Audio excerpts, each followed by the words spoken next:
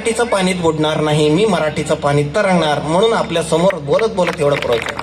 कधीही आम्ही उलगडतो का? आधार कोण? आपले गुरु महाराज आधार आहेत ना. बस पोहायला शिकतय माणूस. कोणी शिकवले नाही तरी सुद्धा मराठी आलं. मग कोणी शिकवले? गुरु महाराज शिकवले. एवढं आवड एवढं व्याप सगळं बघून कसं काय सांभाळायचं असं वाटत होतं. आता ह्याचं 10 पटीनं सांभाळूया असं वाटतंय. हे धाडस कसं निर्माण होत आहे? तर ते गुरु महाराजांमुळे निर्माण होत आहे. आपलं म्हणून काय नाही का?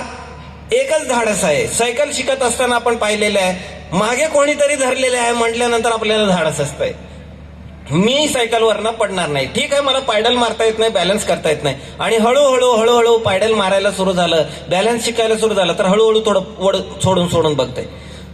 मी आहे म्हणून आवाज देत असतंय, पण हात सोडलेले असते कधी कधी कळतच नाही. पण ज्यावेळी मागे वळून बघतो तर अरे हात सोडलेले आहे, पण मला आता चालवता येत आहे. मग धाडस निर्माण होतंय.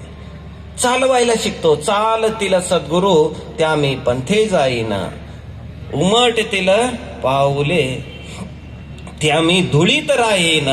चालतील सद्गुरू त्या मी पंथे जाईन. असं गुरुमाऊलींचं पथात आम्ही जात असतो.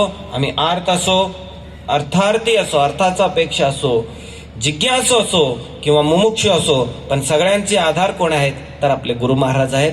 गुरु महाराजांनाच आधार ठेवून, गुरु महाराजाच आपलं दैवत मानून जगणारे लोक आपण. म्हणून आपलं हात कधीही गुरु सोडणार नाही. ते दृश्य रूपात असो, अदृश्य रूपात असो. अदृश्य रूपात असेल तर ठीक, पण दृश्य रूपात अदृश्य माऊली असेल तरीही ठीक. आणि आम्ही सगळे त्यांचे लाडके, या देवाची लढीवाळे, आम्ही त्यांचे कान्हे, आम्ही त्यांचे बाळे. म्हणून आपलं नाता शिदगिरीशी जोडलेले आहे. म्हणून ते गुरुमाऊली आपला हात सोडणार नाही. म्हणून गुरु म्हणजे कोण? जो आपल्याला आधार आहे, माझा जीवनाचा आधार. भिवू नकोस, मी तुझा आत बाहेर आहे म्हणून सांगणारे महाराज आपलं जीवनाचा आधार आहेत. मस्त जगायचं. सुख येतात, दुःख येतात, कशालाही घाबरायचं नाही. काही त्रास असेल तर आम्ही आहे, आम्हाला जेवढे झेपेल. आमचं जर ओलांडलं तर सुप्रीम कोर्ट आहेत.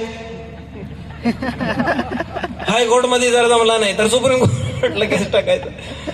पण लहानसा नळ बसवण्यासाठी सुद्धा प्रधानमंत्रीला लेटर लिहू नका. नळ बसवायचा आहे ना, मी आहे ना रिपेरी करायला. प्लंबर आहे ना, कशासाठी तुम्ही प्रधानमंत्रीला तुम्ही पत्र लिहिता? म्हणून स्वामींचा व्याप आता पूर्ण राष्ट्रभर व्यापलेले आहे. बरीचशी लोक, कितीतरी लोक, मग सगळं तळून माझ्यावर हे त्याला